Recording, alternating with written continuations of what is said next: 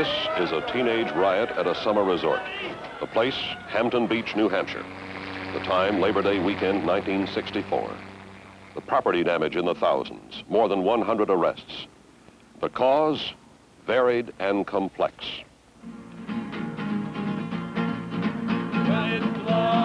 The place, Hampton Beach, New Hampshire.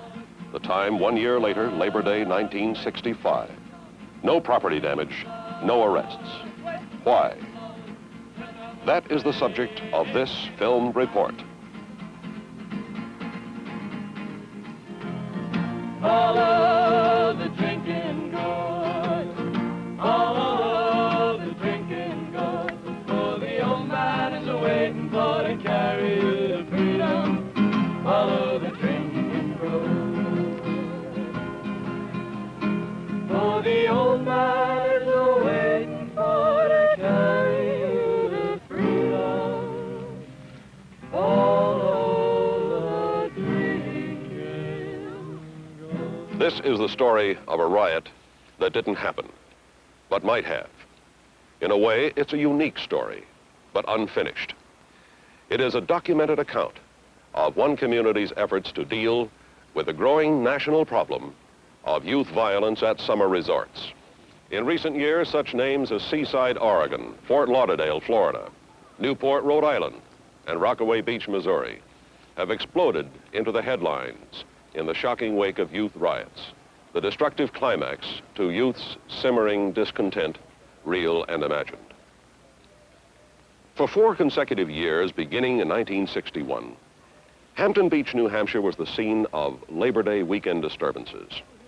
But what began in 1961 as a youthful end-of-the-summer last fling had grown by Labor Day 1964 into a full-blown riot. A bewildered community awoke the morning after with one question on its lips. Why did it happen? William Dunphy, one of Hampton Beach's leading businessmen. Well, Hampton Beach, like any other tourist area, has had to go under a tremendous transition. And in a lot of respects, we just weren't ready for it. I mean, there just are more young people. They have more mobility. They're able to move around more rapidly. And as a tremendous resort area where our population goes from a town of 5,000 to 30 or 40,000 permanent residents during the summer, or summer residents, and then up to as high as 75 or 80,000 on big weekends, we have some particular and peculiar problems with reference to activities for young people. In the past, we've had a good program for the young, very young. We have our playground and we have many things. We have a big program in Hampton Village that all... William Elliott, Executive Secretary of the Hampton Beach Chamber of Commerce. And so forth. This is a supervised program with arts and crafts and so forth all summer. But in this particular group of, say, 12 to 19 years old, we have neglected them over the past. Hampton Postmaster George Downer. Well, I think it's been the lack of communication between the adult population at the beach and the youngsters. Times are rapidly changing, and I think a lot of us adults probably aren't changing as rapidly as the times are.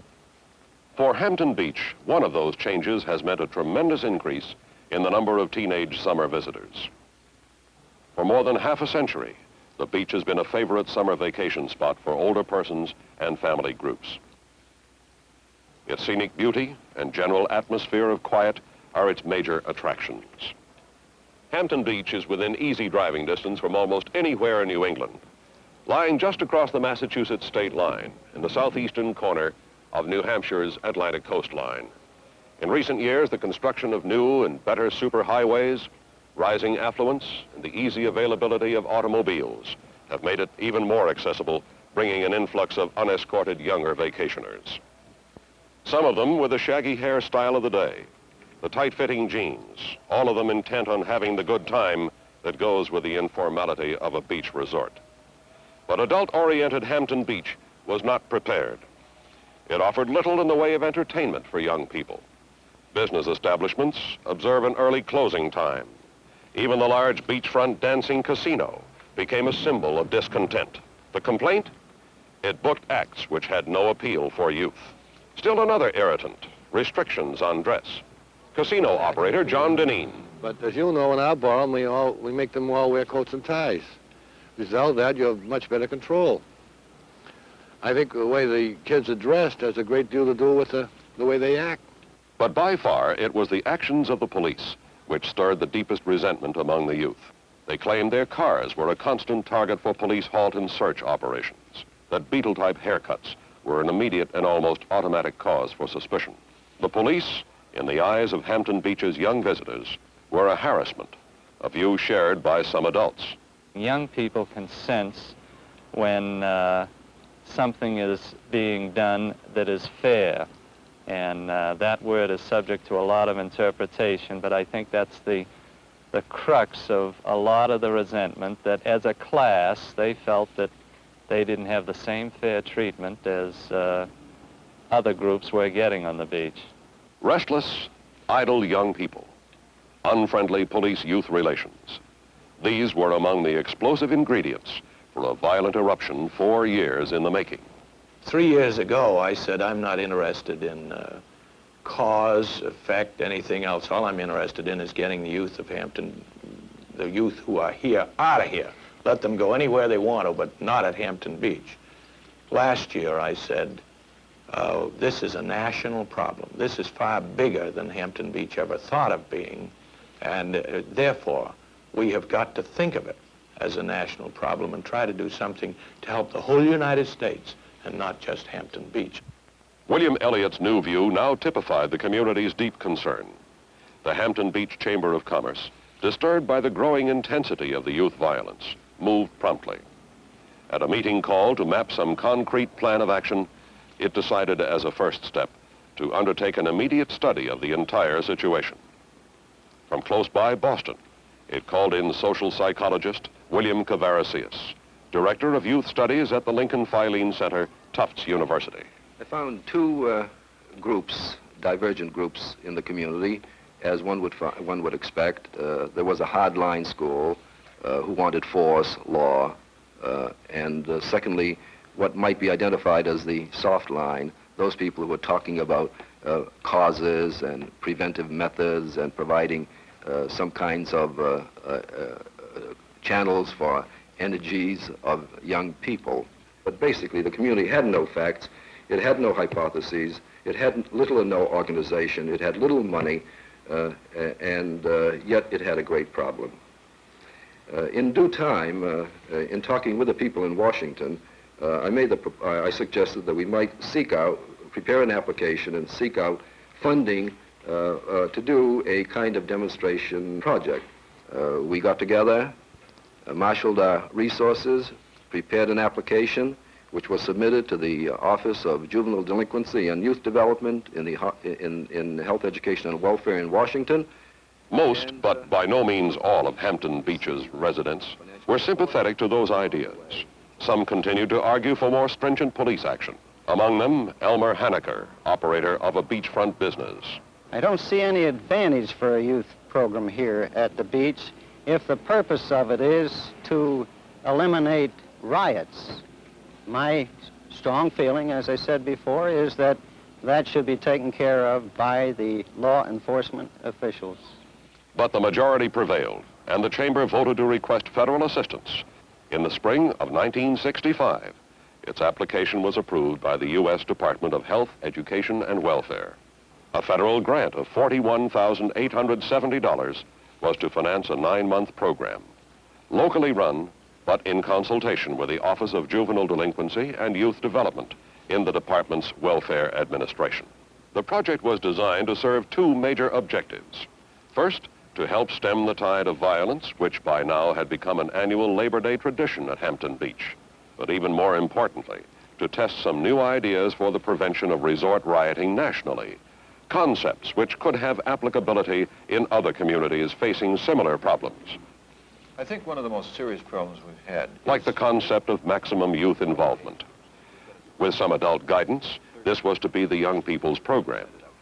Teenagers and young adults were to play an active role in developing activities and running them, in creating the program's purpose, even its name, the Committee to Avoid Violent Eruptions. For short, CAVE.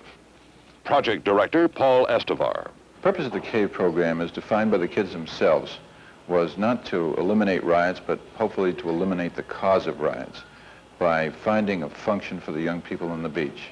We started with no established program at all. We started with the idea, the concept that there should be something done from young people, and we went to the young people and let them carry it. We drew our ideas from the young people.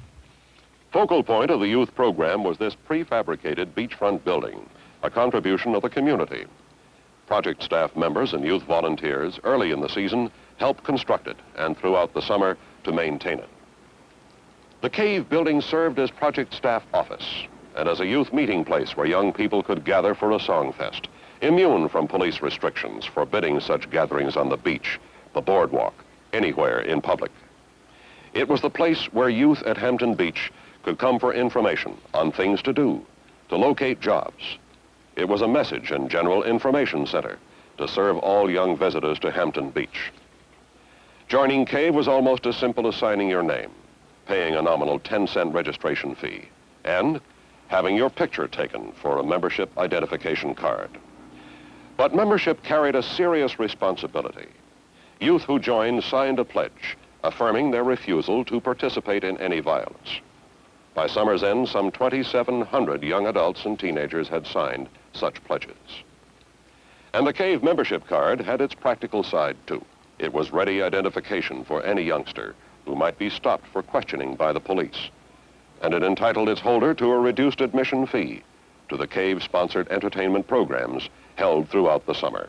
He carried her back to his home by the sea, crying, "Father, oh Father, I've murdered poor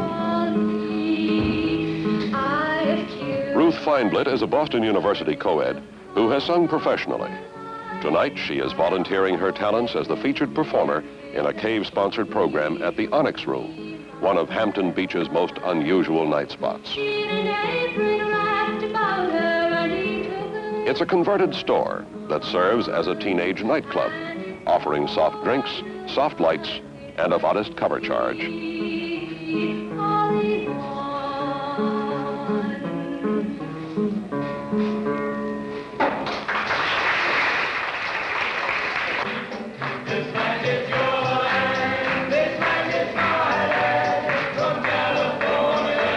They call themselves the first original CAVE jug band, a lively mixture of talent and enthusiasm.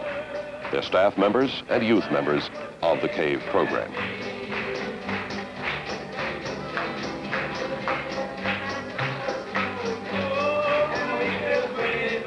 To the more than 100 young adults and teenagers crowded into the Onyx Room, it's an exciting night on the town. To CAVE staff, it's programming, one of a series of similar entertainment programs put on during the summer. But the Hampton Beach Youth Project wasn't all self-indulgent fun. In mid-season, CAVE sponsored a day-long outing for 50 youngsters from orphan homes in the Portsmouth area and other communities in New Hampshire. The program's cost was underwritten entirely by CAVE, from money earned through car washes, door-to-door collections, and contributions by CAVE members themselves. What we're concerned with in the skit we're going to see is first to ask ourselves several questions. Number one, does it arouse anything in us? This is a police training session for members of the Hampton Police Department and police departments in surrounding communities who help out on crowded weekends. The lecturer is Norman Kassoff of Washington, D.C., a training consultant with the International Association of Chiefs of Police. Which will avert violence, or is it one that will develop violence and spark other activities? Okay? All right. Get down. See my identification. You first. It's called role-playing. A bit exaggerated? Perhaps. But an important point is being made. The police are seeing themselves as the young people see them. What's more, it's helping to open another line of communication between the police and youth at Hampton Beach. The skit is just one technique used by Kassoff in these weekly training sessions, which were an integral part of the Hampton Beach demonstration project. Hampton Police Chief Paul Levitt. The major step has been to create a new police image in the town of Hampton, to create a more professional police agency, one that will command the respect of both the young people at the beach and the adults alike. That by 1970, 50% of this American population of 200 million will be composed of people under the age of 25. This new society is making an impact. We don't understand it fully. It's a kind of odd society in some aspect. It's got some in it that wear funny hairdos. It's got some in it that wear funny-looking pants. It's got some in it that play funny-looking drums that came over from Africa or play a guitar. And we don't understand fully all of the drives because they don't understand themselves. Nothing is more difficult for an adolescent than to suddenly find he's no longer a little kid anymore, but he's not fully a man yet. He's in the limbo. We must remember that the adolescent who sits in this society has the same constitutional guarantees given to him as the rest of the society. And that when we lose sight of this, we can create as much hostility among this group as we can among the adult group. The program is definitely not finished as far as our training and our constant striving to improve the agency. But even in its first year, the police training program under Hampton's new chief of police had a marked impact. Hampton attorney and businessman James Fallon. I think that the policing here has been more effective this year by far than it's been for at least 5 years, and it has completely changed the character and the atmosphere of the community all through the season. Well, I believe in the past we've had some inexperienced police that maybe didn't use good judgment in the handling of young people. But I think this year with the state police who are well trained in this sort of thing and the new police chief we have locally and the training his men have had since last year, that the situation has been handled entirely differently, and I'm in thorough accord with the police action. But not everyone who spent the summer at Hampton Beach would have agreed. Among the dissenters, some of the youth members of the CAVE program who felt that the state police were too vigorous in their enforcement of the regulations. I think that the state police are more aggressive than the local police in the way that if you walk down the beach with a guitar case in your hand, they'd stop you and ask you where you're going. I think also that the state police are prone to act before they think in time.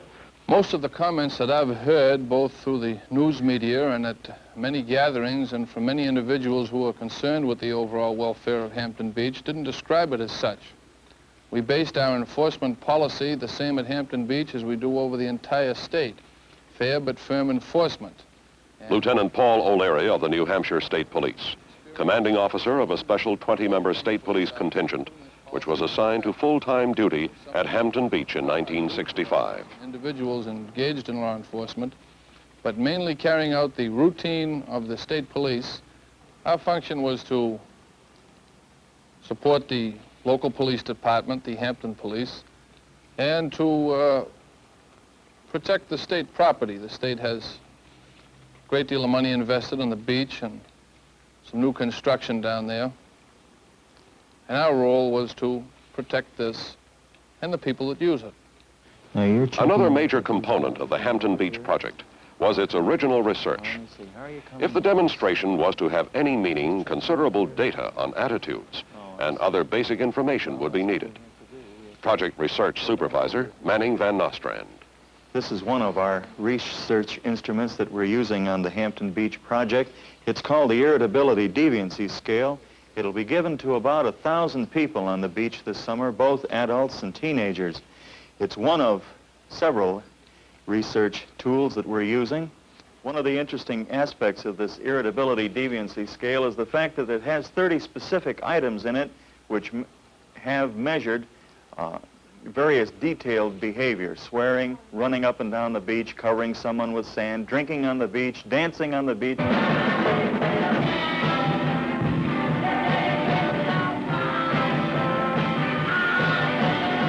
No single issue during the entire summer aroused as much community controversy as the question of dancing on the beach. I know that there have been people who have left Hampton Beach because of it. They saw it once and they had enough. And we don't want people leaving the beach for any reason. Assistant Project Director Dick Hammond. We felt that dancing was a real important facet of our entire program, in that it involves large numbers of people, large numbers of kids on the beach, in something that takes their energy, something that is exciting for them, something that is meaningful for them. It's a small part of the total program, but it was something which we felt obligated to fight very hard for. It has not been customary to have any sort of mass activities out there on that beach, which is a lovely beach, but is rather limited in size for the great numbers of people who come here to Hampton to enjoy it. Then also this rock and roll dancing as the kids perform it, and especially if it's performed in bathing suits, many people feel is objectionable. Had a young lady dancing in a bikini, and she was offensive to the police in some way and to the adult community. The young lady went and put a shirt on simply by being asked, and within a matter of moments, all of the girls that were dancing had a shirt on or some way of covering themselves so that they weren't dancing in a bathing suit. The kids have done a magnificent job in terms of policing themselves at all of our functions.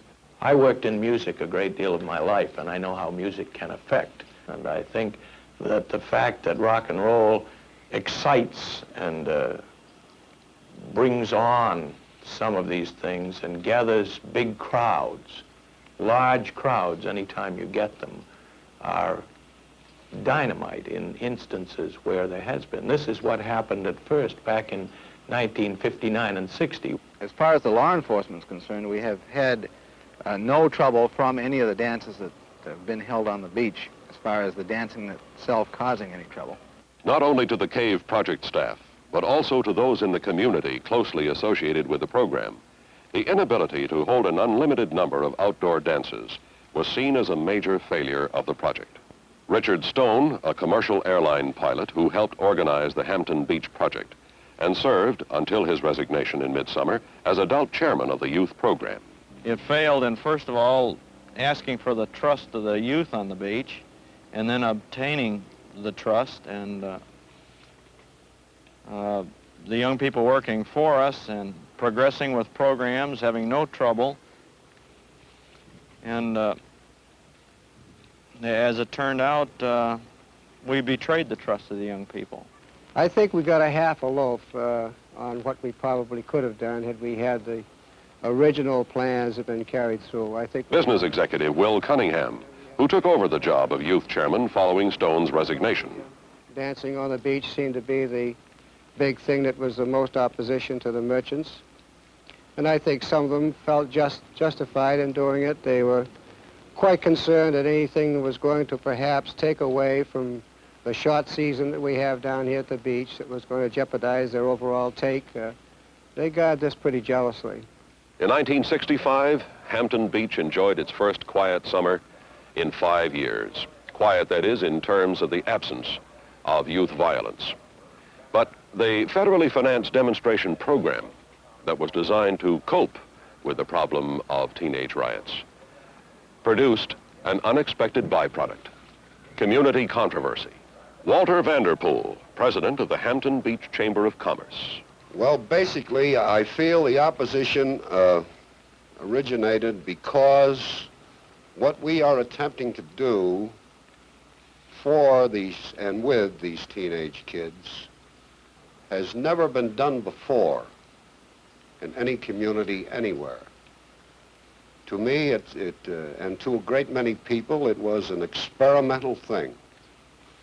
And I believe in the minds of some people, particularly New England people, they just will not accept something that does not have a proven formula, so to speak. One might well ask, was it worth it? What did the project prove? What, if anything, was accomplished? What about the controversy, the disappointments? We think there are answers, measurable, visible answers. But as we have done throughout this report, we will let those involved speak for themselves. It's difficult to say what specific elements there were in changing the pattern from the violent one of the previous years to the peaceful one of this year. I think if you ask the kids, they'd say Cave had a big hand in it. The difference in spirit, the fact that somebody, or a few somebodies, or the Chamber of Commerce is represented by me and the older people who worked with me, cared enough about the kids to go to them, ask them what they wanted, and help them to establish what they wanted. It's my hope, and I think the hope of most people in the town, that in the future, by the experimentation that's been carried on this summer, that we will have a continuing program for young people, and that they will feel a part of the programming that does go on, rather than having these resentments that they have had in the past as far as some of the conditions at Hampton Beach. To me, the Cave program has meant a place where I can come and act like a human being on this beach. I can have a little bit more freedom than I can in other parts of the beach. This has been the only place on the beach where we can actually come and sing and have a good time. We can talk over the problems of the beach, which we're all interested in. Well, I think that the Cave program has been more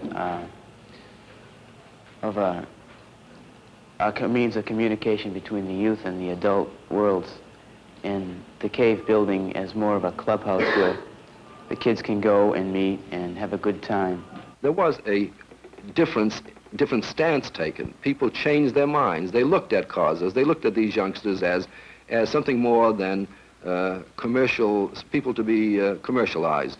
And I think they turned their attention to offering them perhaps a better kind of service on the boardwalk. In incorporating youth into the Cave organization, so-called, what we had was a good demonstration that youthful energies can be marshaled for good and for constructive purposes, that youth, when given some responsibility on the beach for calling out their own initiative and their own energy, will come to the fore. I think this is one of the real lessons learned on the beach. Take your baby down